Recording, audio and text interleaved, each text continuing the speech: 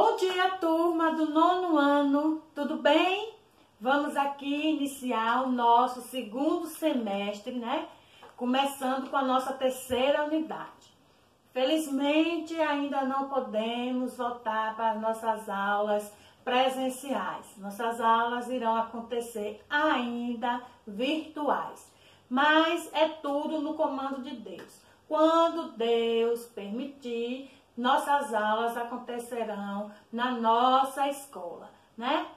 Vamos pedir que Deus nos dê uma semana de paz, de saúde, de muita sabedoria, tá bom?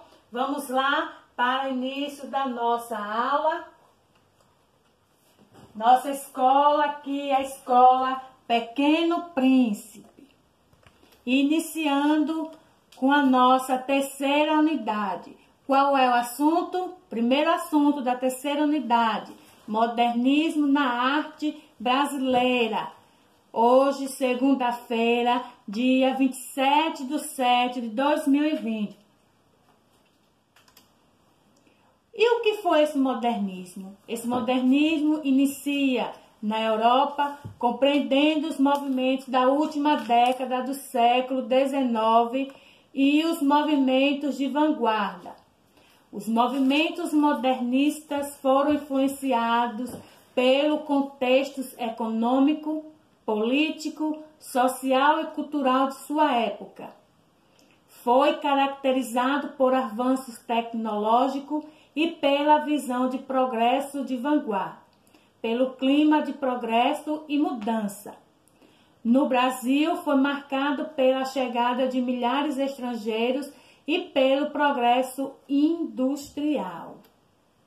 E como aconteceu o modernismo no Brasil?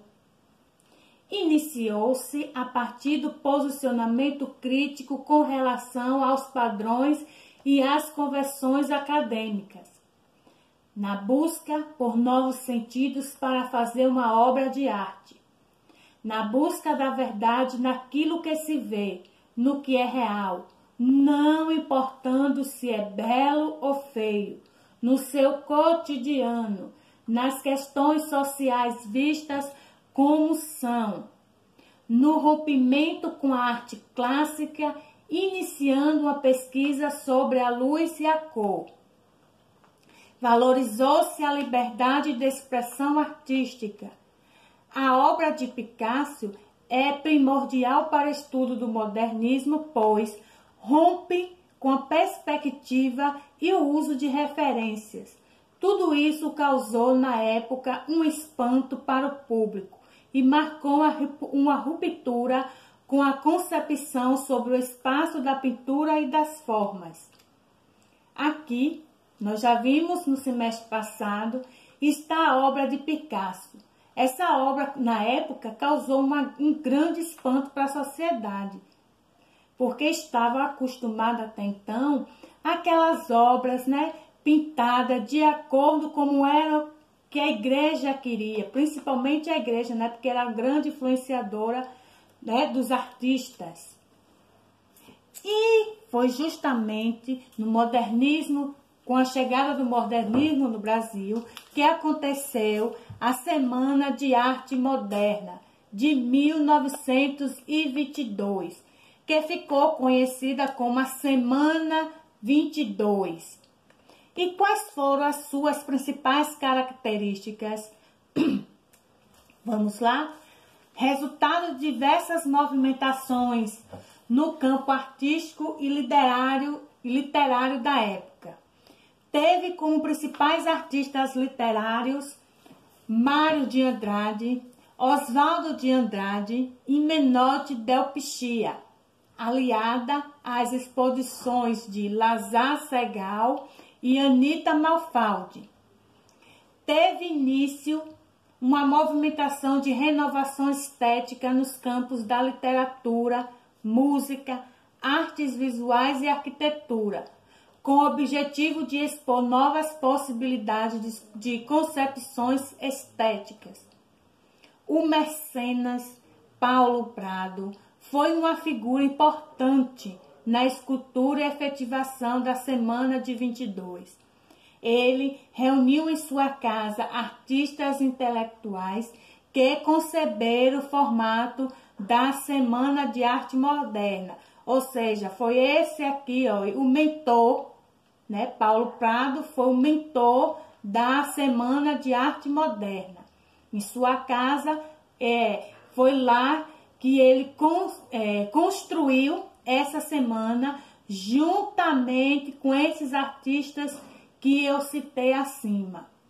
Essa semana foi um marco de rompimento com o academicismo e o conservadorismo nas artes. Espera ainda que a prova tomar um pouco de água, porque a garganta não aguenta.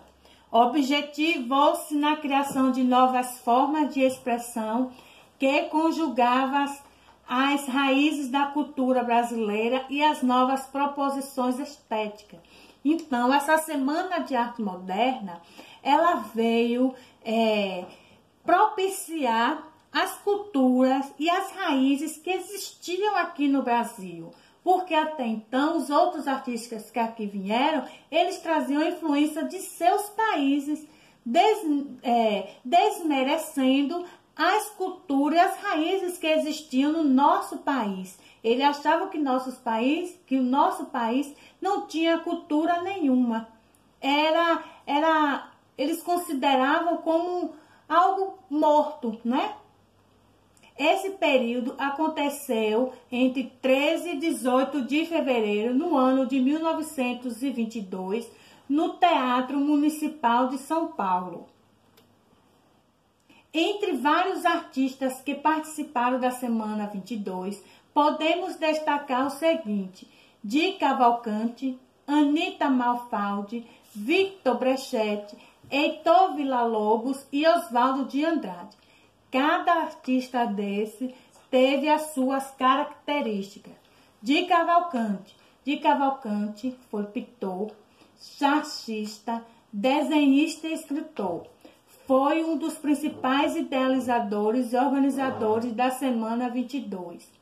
Desenvolveu um trabalho que conciliou as proposições de vanguarda com temáticas nacionais. Anita Malfaldi, pintora, desenhista, gravadora e professora brasileira. Referência no modernismo no Brasil. Influenciou a ruptura com os padrões estéticos acadêmicos. Sua exposição em 1917 impulsionou a Semana 22. Victor Brecht, escultor modernista responsável por 12 obras expostas na Semana 22. Criou obras com grandes dimensões e síntese formal. Heitor Villa-Lobos, músico, compositor e maestro, participou da Semana 22, apresentando várias obras. Suas obras caracterizavam-se como pós-românticas e não tinham os aspectos modernistas. Oswaldo Andrade, escritor e um dos principais nomes do modernismo brasileiro. Viajou pela Europa e lá conheceu o Manifesto Futurista. Lembra desse manifesto? Que trazia uma característica voltada para o futuro. Isso influenciou muito as obras de Oswaldo. Seu livro Poesia Pau-Brasil, de 1924, são referência no estudo sobre o modernismo. A Semana de 22 estabeleceu um marco importante na história da arte brasileira, um evento fundamental para estudo e a pesquisa sobre o modernismo brasileiro. A partir desse evento, outros artistas aproximaram das proposições de ruptura e da valorização da cultura nacional. Temos aqui alguns exemplos, né, do que foi a Semana da Arte 22. E esse aqui era o cartaz que fazia o convite para que as pessoas pudessem fazer parte, né, pudessem ir visualizar no teatro o que estava acontecendo. Aqui foi o cartaz, ó, Semana de Arte Moderna, 1922. Então, estamos finalizando o primeiro assunto da nossa terceira unidade. Vou deixar aqui para vocês uma atividade para que vocês possam responder e dar devolutiva, como sempre, no privado da Pro. Não esqueçam de colocar a identificação de vocês, nome e ano.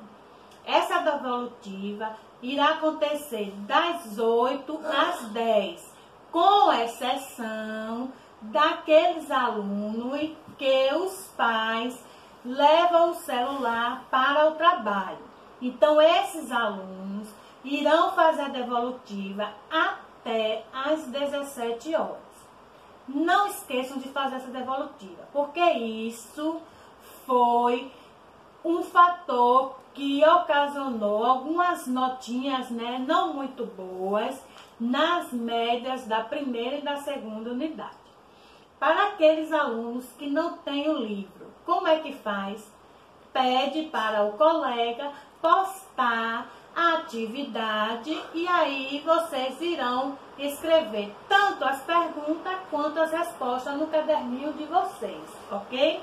A atividade será no livro da terceira unidade, ó, livro 3, irá ser da página 127 e 128. 127 e 128. Não esqueçam, gente, de fazer essa devolutiva para a prova, viu? Então, bons estudos, boa semana e até a próxima semana, se assim Deus nos permitir.